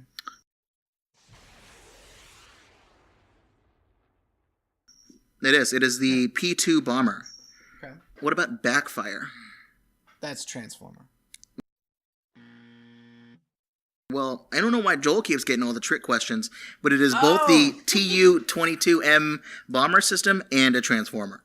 Really? I would never have thought when you're trying to name an impressive weapon system that you'd say, let's call it Backfire. I know, it's kind of ridiculous, but you... Who's the guy that came up with that name? I think he needs a little chat. I think he's a fry cook now. Valkyrie to Victoria. Valkyrie. Military. It is. The XB-70 bomber. Spirit. Military. Also military. The B-2 stealth bomber. Ooh, catching up a little bit. 10-8. Joel? Mirage. Mirage. Mirage. Transformer? Also military. That's a French bomber and a transformer. I don't know why I feel like bad when I miss that they're both because it's like, It's a pretty good guess. I got it correct, it's just it's fun to see the two comparisons here. All right. Devastator. Oh, that's a transformer. It is a transformer. Definitely. It's a pretty obvious. Yeah, it's a good one. 11-8. Nike. Nike. That's got to be military. Nike.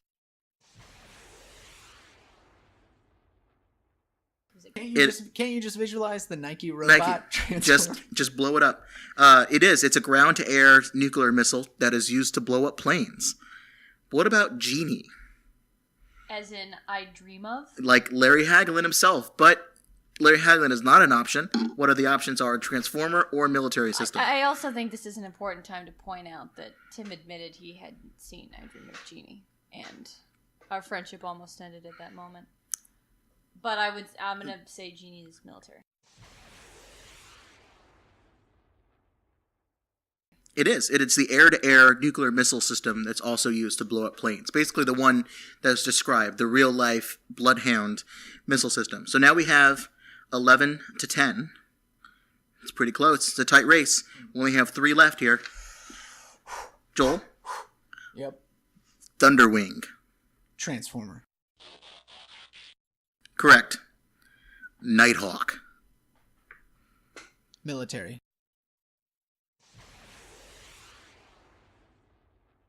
Also military. The F-117, the F-11-7 stealth attack aircraft. So we now have 13-10. Victoria, got to keep this going. Peacemaker. Military. Correct. The B-36 bomber. Tornado. Military. Unfortunately, it is also a transformer. That's a tough blow. Joel. Mm-hmm. I've been tornadoed. Moon Racer. Transformer. Correct. And the last one, Dominator. I'm going to say Transformer as well. It's tough to go out on that one, but that is actually a World War II era B-32 bomber. Not a nuclear one, but it sounds cool enough that I wanted to end it on that one. So, final result, 14-11. I believe that's the math that I did on that. So, Joel's proven his Transformers love, and Victoria has proven that she watched better television programs growing up than we did. Probably true.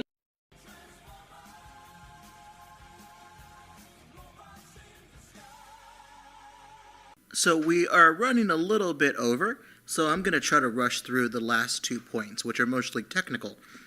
I think this movie does a pretty good job of trying to portray things like Strategic Air Command Headquarters, 20 megaton bombs on airplanes, and the Vindicator itself. I think it attempts to do its homework and get the most accurate prop and depictions, but in the end, they were unable to do so despite their best efforts. The U.S. Air Force and the White House wanted absolutely nothing to do with this movie. They refused to help the film with props or technical support. Even a picture of what Strategic Air Command looked like, that was refused as well. Basically, due to the movie's plot, the Air Force and the White House didn't want the Air Force and the White House to look like it was making a mistake or that the president was nuking an American city. You can kind of understand that. So they fudged the details a little bit here and there. Some of this actually led to some pretty nice artistic choices, things like the very simple rooms that end up being claustrophobic. Having Strategic Air Command look the way that it did actually worked in many areas, and it focused a lot of the action on the actors themselves, since they had a great cast. But in other ways, it's pretty distracting to people like myself because the movie and the book try to be able to create this fictional Vindicator bomber system. It is supposed to be a supersonic bomber, one that was able to fly very quickly to avoid all the Russian anti-bomber technology. There was a real bomber called the Vindicator in the U.S., but it was phased out almost as soon as World War II broke out. The real-life Vindicator was a Navy dive bomber built in the 1930s. But the plane we see in the movie is actually mostly a limited amount of stock footage of a real strategic nuclear bomber, the Convair B-58 Hustler. You couldn't get away with calling something the Hustler these days. And in this era of filmmaking, if you weren't able to get the right props, you had to rely not on CGI, but stock footage. The video footage that we see in the movie of 6 Vindicator bombers taken off from Alaska was actually, you could probably notice this when you saw the movie, it's the same exact shot, just little pieces of it shown 6 times, the single B-58 taking off. They just kind of played around with it like that. Actually gave it a little bit of an eerie look to it. In the mid-1950s, the Hustler, the real-life Hustler, was one of the first U.S. supersonic bombers that could go twice the speed of sound. The logic of the plane was mostly that it was fast enough to outrun any sort of air defense weapon or jet fighter that the Russians can throw at. It could carry 4 nuclear bombs on the outside of the plane under the wings, or 5 if you put one under where the fuselage should be for an extra gas tank. So its range, if you have 5 bombs, is actually a little bit more limited than if it was just 4. For years, it had all the speed records, and it could perform both high-altitude and low-altitude missions. It was fairly maneuverable, and with its cool delta wing design, you could see why they decided that would be the one they would use the stock footage for. But there's a few problems with using the Hustler in terms of a stand-in for the Vindicator, if you really want to be nitpicky about it. The B-58 did not have the range to reach the Soviet Union from the United States. It only had enough fuel capacity for about half of that distance. And only the B-52 and the B-36 were made for these long-range missions. But those planes are pretty big, pretty bulky, and slow. It didn't look probably as cool on film as the Hustler, although the B-52 is what you see in Dr. Strangelove. And in terms of the inside of the plane, the Hustler cockpit wasn't open like you see in the film. In the film, it's actually just a commercial airliner prop that they were able to get the insides to. The pilots in the real Hustler actually couldn't see or talk to each other unless they were using radio or passing notes like you would in the back of class. There was too much electronic equipment between the various pilots. But the cool thing about it was they had ejector pod systems that basically were self-contained ejector seats, similar to the ones you see in Harrison Ford's Air Force One movie. Same idea. They think that's where they got the idea from for an ejector seat for the president from these particular bombers. Now, these bombers, or any strategic bombers for that matter, were never stationed at Elmendorf Air Force Base in Anchorage, Alaska. Instead, in-air refueling tankers in air defense systems were located at that base, but they may just be a little bit picky. They probably wanted something close to Alaska to be able to make this movie work. Now, the B-58 was in service for only a short amount of time. By 1970, the planes were set aside due to high rates of accidents, high maintenance costs, the limited range we already talked about, and the fact that they couldn't carry as many weapons as the B-52. Improvements in Russian air defenses and the emergence of better U.S. land-based nuclear missiles and submarine with nuclear weapons meant that the Hustler's mission could be done better elsewhere. Now, on this question of 20 megaton bombs, the movie says that the Vindicator carries 2 20-megaton nuclear bombs under its wings. Now, maybe in the movie these would have existed for whatever the political circumstance would be in the film, but U.S. bombers in reality never really carried bombs that large, especially on planes the size of the B-58. For example, the B-41 Warhead was actually the largest nuclear bomb deployed by the United States. It is a 3-stage thermonuclear device with a yield of 25 megatons. Now, this could only be carried by the B-52 or the B-47 large heavy bombers. They weighed about 10,000 pounds each. Now, the 25 megaton B-41 bomb was phased out starting in the early 1960s, before this movie would have been filmed. Most other megaton bomb ranges were closer to 10 or 15, although most of the bombers that carried bombs over a megaton were much lower than that. The 20 megaton bombs served the purpose of being city leveling bombs in the movie, instead of just city center or half a city destroying bombs. So that's probably why they wanted the 20 megaton bombs, is so that one plane could raise the stakes more than a series of planes, which was probably what you would need to do to actually destroy Moscow or New York City. Now, in terms of Strategic Air Command headquarters that we see at Offutt Air Force Base in Omaha, Nebraska, Strategic Air Command is now known in today's world and reality as U.S. Strategic Command, since it includes both bombers, missiles, and submarines under their direction.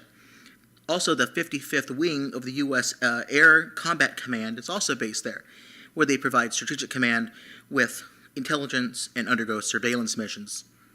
Instead of its former location at Andrews Air Force Base in Maryland, Omaha was actually a pretty good location for Strategic Air Command back then, because it's in the center of the country, a spot where it would theoretically take Soviet bombers a lot longer to reach the middle of the country than they would anywhere on the coast if we got into a shooting war.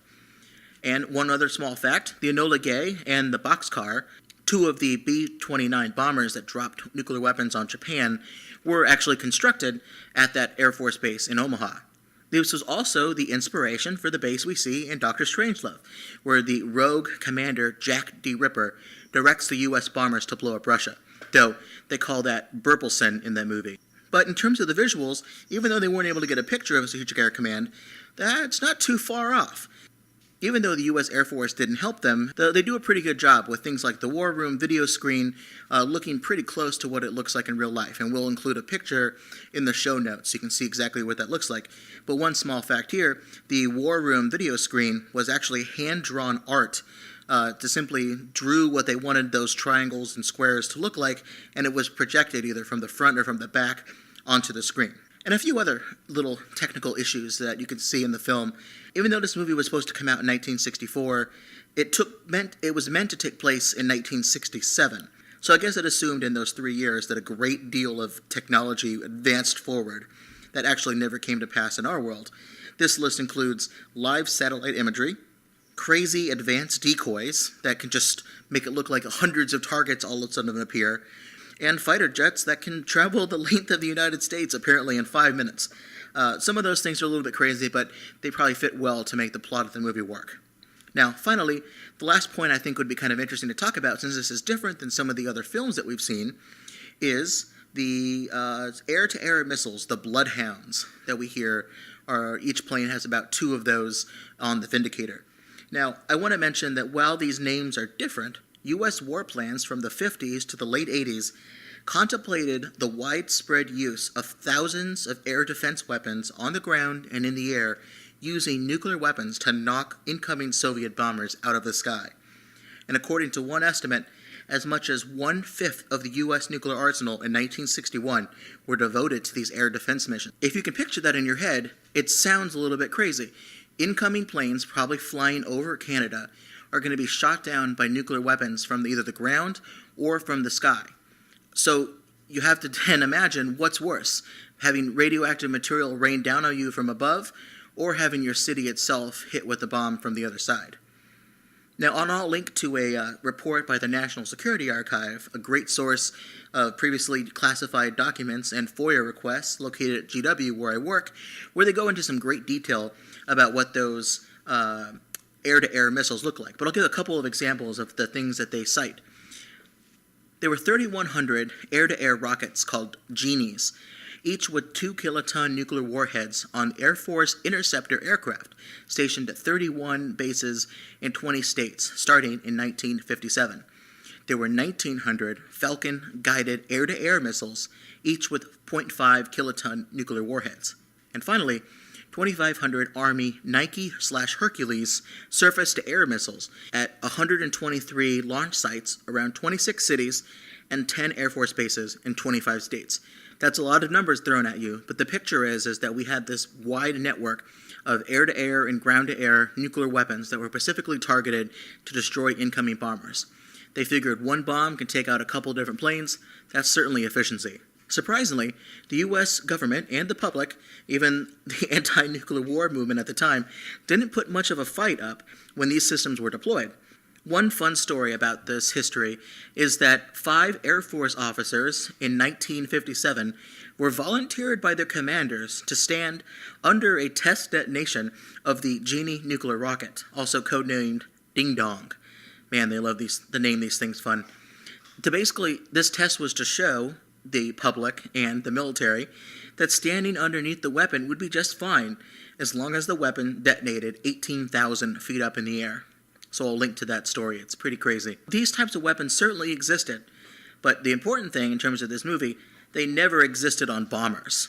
Instead, they were on fighter interceptors like the F-89, the F-101, or the F-106, or with ground-to-air missile launchers. Bombers had enough things to worry about without having to fly around with nuclear detonations in front of them to reach their targets. So after going through all this nuclear nonsense, we still need to get to the bottom of whether or not this movie was good. It certainly was overshadowed by Dr. Strangelove, but we all watched it today, and what do you all think? Victoria, what is the... We'll start to call this segment the parking lot conversation. After you go and see the movie, you and your friends hang out in the parking lot to talk about it before you go your separate ways. So before we leave our kitchen table here today, what did you think about it? Were you impressed by this movie? Would you give it to your parents as a Christmas gift? What do you think? I think it was valuable enough to start a conversation, and this podcast proves that. But I'll tell you, as soon as it was done, it was pretty dark, fade to black, screeching noise, message from the Pentagon saying, don't really worry about it, kids, which made you feel like your life was about to end any particular moment. And so... Keeping it sunny and optimistic. So my point is that as soon as it was done, I turned to Tim and Joel, and I said, thanks for inviting me over to watch another piece of brilliance from the Turner Classic Movies era. I'm going to go home and watch Guys and Dolls. It was valuable. I don't know that I want to watch it again on a bad day.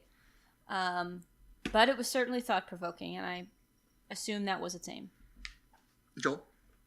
I could see it being a good movie. Well, here's the thing. I was going to say, I could see it being a really good movie for a class, like Victoria said, to start a conversation, as far as maybe you're studying the Cold War period and, it's important to talk. But I think a lot of people would probably say, well, I'd rather watch Dr. Strangelove because you could still get the same conversation out of probably what most would consider a more far superior movie in terms of movie making and stuff like that. And it'll make you laugh while scare you. Right, exactly. And sometimes, even our conversation, we got into some pretty serious stuff. Sometimes it helps to throw in a little comedy and lightheartedness, which I thought our game helped do a little bit. You say because you won. Right. But as far as a movie, I'm a little conflicted.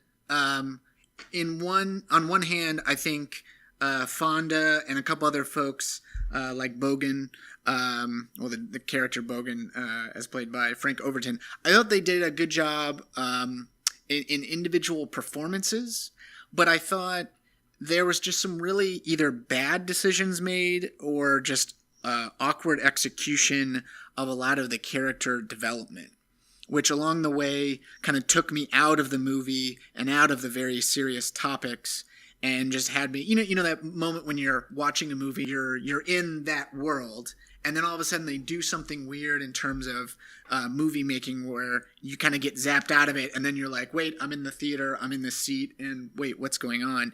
And I had that, like in the example of Mathau's character where he's in the car with the lady early on, and the woman is almost trying to like seduce him by talking about the end of the world through nuclear blasts. And he kind of chides her, and he actually slaps her in the face. And so I was like, this is just such a weird scene. And then thinking about it more, I realized I think they put that scene in order to make sure the audience thinks of the professor as not some kind of guy with a death wish who loves the idea of the world blowing up. But they were trying to establish his character as just so coldly objective in terms of winning a war that he thinks and talks in those terms. And I understood it, but it was just an awkward way to go about doing that. I felt like you could, with just a couple sentences of dialogue, do that without that weird scene.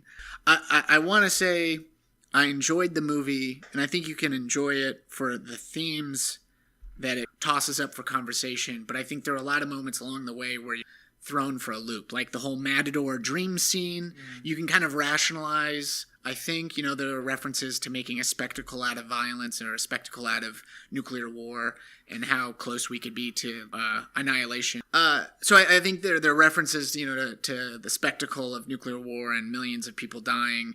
And one person makes a reference to, you make it seem beautiful, or you're trying to make it seem beautiful. But it just the way the movie went about doing that, I thought really took away from its overall impact. And that's where I think Dr. Strangelove was so successful, is because it was able to get you thinking about those same topics, but also in a kind of a fun, innovative, an interesting way that I don't think people would have expected for a movie on nuclear weapons.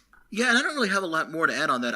I enjoyed the movie in particular mostly because of the context of when it took place and its role in people's conversations about nuclear weapons, and especially the interesting history that it had in relation to Dr. Strangelove.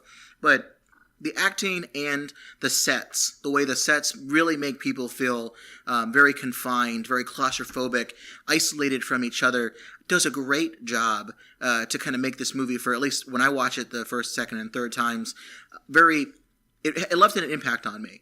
But those moments that Joel mentioned, the beginning and the end of the movie with the bullfighting, the use of negative imagery in terms of the film imagery is very jarring, and it doesn't really work as well as I think that they were trying to make it work. It definitely seems a movie that is very low budget, but that works for it in some places, but other places doesn't work as well. And when I watch Dr. Strangelove, I don't get that sense. I get a sense of a movie that's very more polished and allows that message that both movies are trying to get across about the potential for accidental nuclear war. And despite all of our various fail-safe systems, that's still a possibility. That message comes across to me a little bit better than the way this movie is done. But real quickly, if we can go around the table here, do a rating out of 5. We'd like to change the rating system each time. So I think this time we can do the number of simultaneous conference call lines. 5 being, that sounds pretty cool. That's a good conference call that we can all get around, even though it's a lot of people on it. But one conference call is the worst because you're really just talking to yourself at that particular point. So how would you rate it? How many number of conference call lines would you give it? Victoria? I'd give it 3 conference call lines, which is usually just enough to know one person's in the wrong city. Joel, what would you give it? I'd probably give it 2. For the reason I stated before, as far as good topics but weird execution in some ways. If it didn't have folks like Fonda and some of the other like serious actors, I'd probably give it a 1, especially in relation to Doctor Strangelove. It's really difficult to escape those comparisons. I think I'd probably give it a 3.5, and that 0.5 is someone that keeps getting dropped off the call but really wants to keep getting on. And I say that because of the performances, the fact that the movie tries to aim for a very serious conversation about nuclear war that movies previously didn't really engage in. A lot of movies at that time were about some sort of nuclear war that was about to hit the United States, and it was about heroic individuals saving us from the enemy that was about to attack us, whether they be alien or Russian. But this movie is about humans dealing with a mistake on their own part, which could be where this takes place. Conversations about whether or not we should keep our weapons on high alert, whether or not we should do something called demating them, keeping the warheads separate from the missiles, so that when we make the decision to go to war, it's a deliberate one and not one made under under forced circumstances very quickly.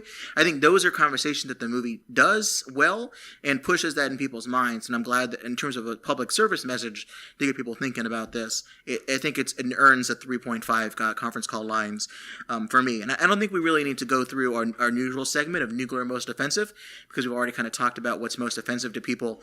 I would just say the code trigger malfunction is a little bothersome to me, because I think it's a little lazy to create a different protocol if you're trying to say that protocols that exist today are wrong and can lead to an accident. You don't need to make up something.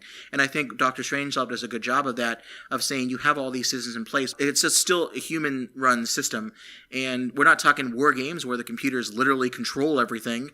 We're talking about people and systems and how people respond to that. And I think that there's probably some other plot device they could have used to get the ball rolling. So I think we can wrap up now, but I have a few things for additional reading assignments for people that listen to this and want to be able to learn more about some of the topics that were discussed in this movie and in our podcast today. So in addition to Command and Control, which I always recommend people reading, I recommend people checking out the L. Douglas Keeney 2011 book, 15 Minutes. General Curtis LeMay and the Countdown to Nuclear Annihilation. Keeney is a military historian, actually the co-founder of the Military Channel, and his book goes into great detail about the use of bombers during the Cold War, how they maintained a 15-minute launch-on-warning window, and it's a little Strategic Air Command in terms of its tone, but it's a great collection of facts and good use of recently declassified information.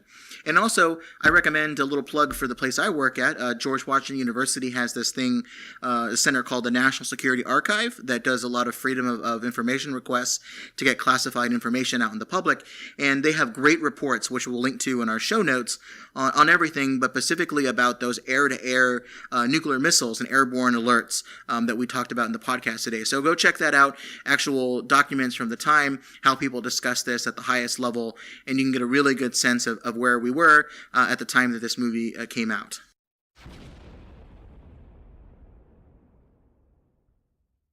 Thanks for listening to another episode of Supercritical, the Nuclear Movie Podcast. If you have any suggestions for future episodes or want to tell us what we got wrong, there's a couple ways you can contact the show. You can join our Facebook page, facebook.com/supercriticalpodcast. You can also get at us on Twitter, @nuclearpodcast, and over email at supercriticalpodcast@gmail.com. If you enjoyed the program, really would appreciate it if you were to consider subscribing on iTunes and leaving a review. It really helps us grow the audience, find new listeners, and we can also want to hear what you have to write on the review about your favorite tricky sticking point, plot point. So until next time, this has been Tim Westmeyer. And Joel. And thanks for having me, guys. This is your friend, Vicky. Great. Thank you so much, Vicky, for being here. And remember, if it's pop culture and radioactive, we're bound to get super critical about it. Have a good one.